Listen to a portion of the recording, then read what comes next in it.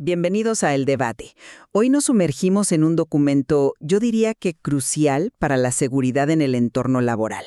Es la guía para la implementación del Plan para la Reducción del Riesgo de Desastres en Centros de Trabajo, un texto desarrollado en Chile por la Plataforma Nacional para la RED.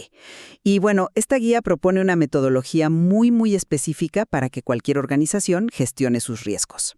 Y es precisamente esa especificidad la que nos lleva a la pregunta central de hoy. A ver, nos estamos preguntando si un enfoque tan prescriptivo, tan estructurado, es realmente la vía más efectiva para construir resiliencia.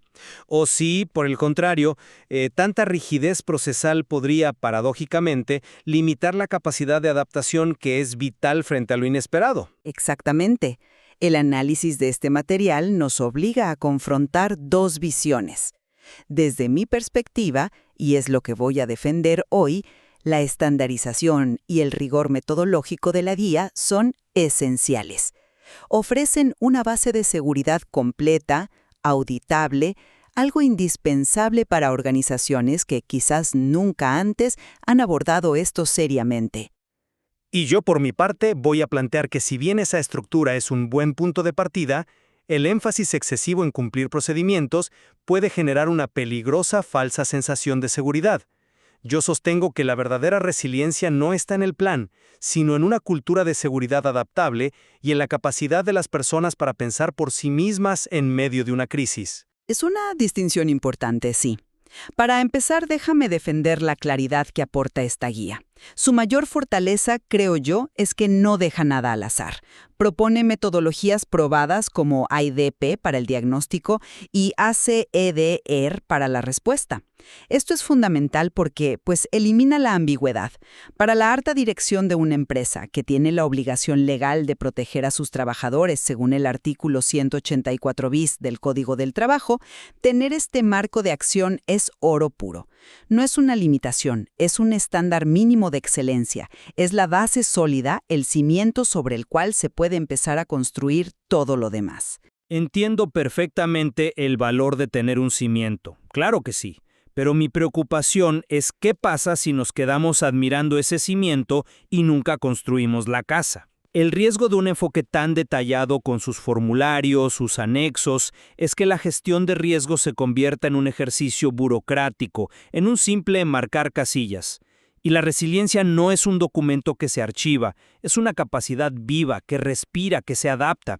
¿Y qué pasa cuando la crisis real no se parece nada al escenario que describimos en el formulario 3B?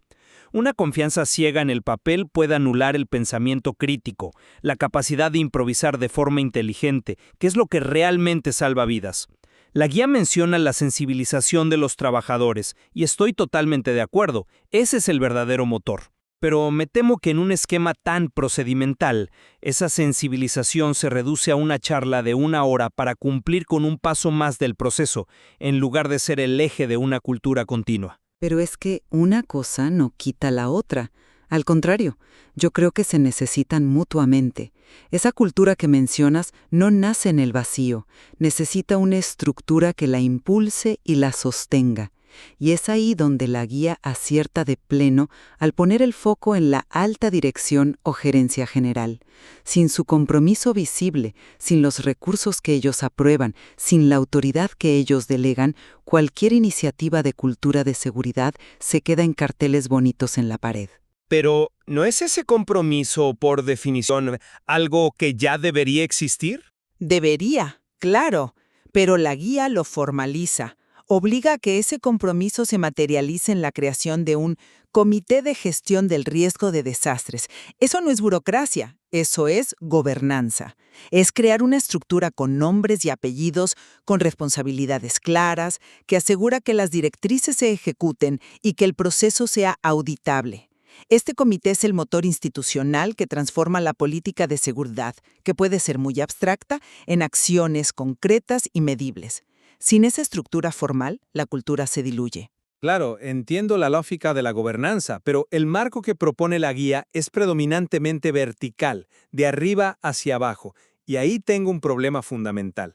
El liderazgo de la gerencia es crucial para asignar recursos, no lo niego, pero el conocimiento más valioso sobre las vulnerabilidades del día a día, sobre los atajos peligrosos que toma la gente, sobre ese cable suelto que nadie reporta o esa salida de emergencia que siempre está bloqueada, ese conocimiento no está en la oficina del gerente, está en la gente que trabaja en la planta, en el taller, en la oficina. Pero la propia metodología IDEP considera ese conocimiento. Su primera letra, la A, es de análisis histórico, y la guía especifica que debe hacerse con la participación de los trabajadores. Lo menciona así, pero como un paso inicial.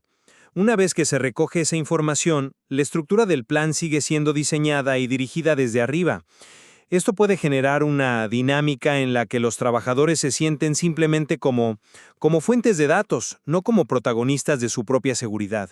Se convierten en receptores pasivos de un plan que otros diseñaron para ellos.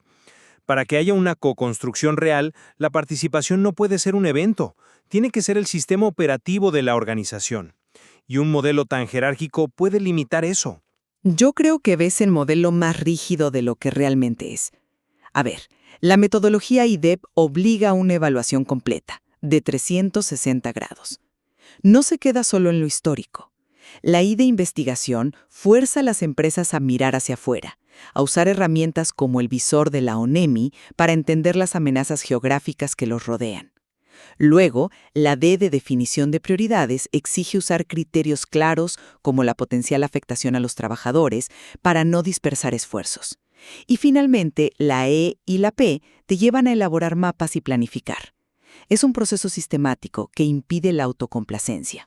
O que la fomenta. Al contrario, previene que las organizaciones se enfoquen solo en los riesgos obvios de su industria.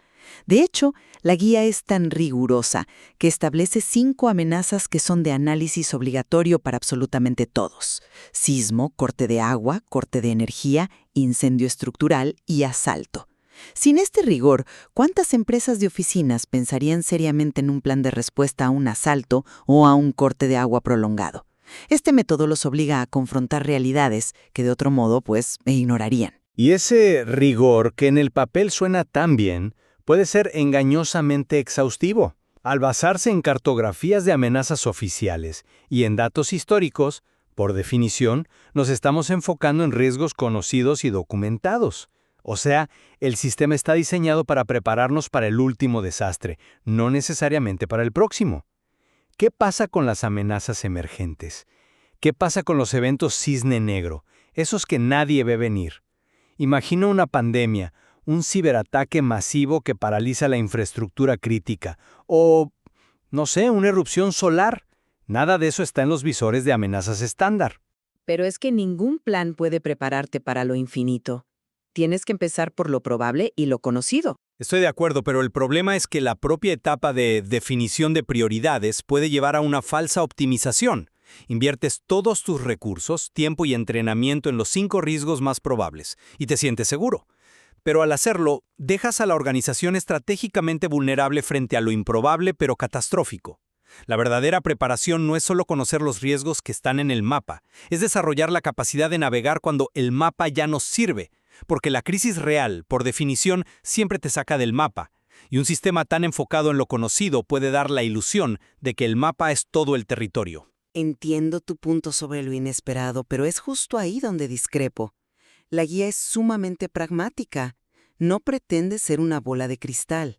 Reconoce explícitamente que no todos los riesgos se pueden eliminar o mitigar por completo, y para esos riesgos residuales exige la creación de planes de respuesta específicos. Y aquí es donde entra la otra metodología clave: ACEDER.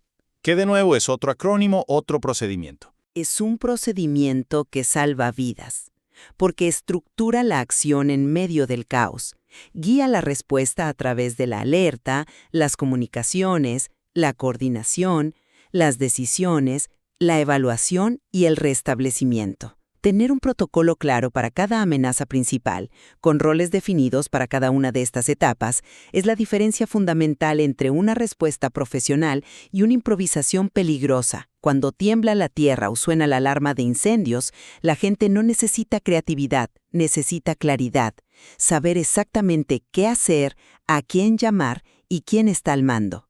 Eso es lo que ofrece esta estructura. Ofrece claridad para escenarios aislados, pero ese enfoque, a mi juicio, genera silos de planificación. Se crea el plan para sismos, el plan para incendios, el plan para cortes de suministro. Son documentos separados, que viven en carpetas separadas. Pero las emergencias reales no son tan ordenadas. Lo más común es que se produzcan crisis en cascada. Pensemos en el escenario más realista para un país como Chile, un gran terremoto. Eso no es un solo evento.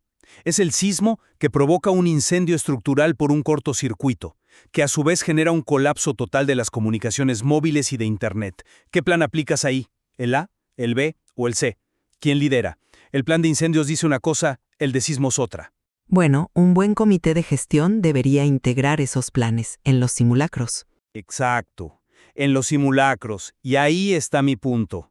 La verdadera capacidad de respuesta no reside en la perfección del guión, sino en la calidad de los actores, en la habilidad del equipo, entrenado a través de simulacros complejos y realistas para evaluar una situación que no está en el manual, tomar decisiones bajo una presión brutal y actuar con flexibilidad.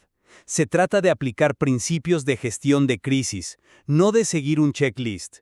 La mejora continua que menciona la guía no debería centrarse solo en actualizar los detalles de planes preexistentes, sino en fortalecer esta capacidad adaptativa del equipo, en entrenarlos para pensar, no solo para obedecer un plan que puede quedar obsoleto en el primer minuto de la crisis. En resumen, y para reafirmar mi postura, la guía establece un marco robusto e indispensable. La estandarización de procesos como EID y ACCDER no es una camisa de fuerza, es una red de seguridad. Es la garantía de que se cubren todos los aspectos fundamentales, desde el diagnóstico hasta la respuesta, sin dejar cabos sueltos. Proporciona una plataforma sólida y auditable que, primero, protege vidas y, segundo, asegura el cumplimiento legal, que no es un tema menor. Sobre esta base firme, cada organización puede y debe construir una cultura de prevención más profunda. Pero sin la base, la cultura es solo una buena intención, un espíritu sin cuerpo, bien intencionado pero incapaz de actuar. El plan es el cuerpo que permite que la cultura de seguridad se mueva y proteja. Y para cerrar, mi visión es que esta guía es un excelente punto de partida, pero nunca debe ser el destino final. El objetivo no puede ser tener el plan perfecto, sino generar la capacidad de respuesta perfecta en las personas. El verdadero peligro, creo yo, es confundir el documento con la competencia, el mapa con el territorio.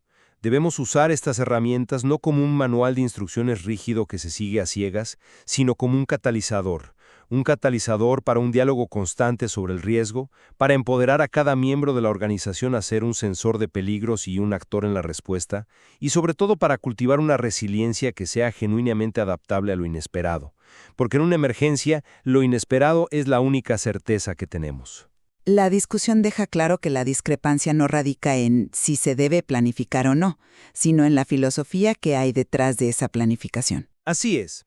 Queda para la reflexión si la seguridad óptima se alcanza a través de la adhesión disciplinada a un sistema detallado que garantiza que no se olvide nada, o mediante el fomento de una cultura de improvisación informada, preparada para la incertidumbre. El material que exploramos hoy, sin duda, ofrece valiosos recursos para ambos caminos.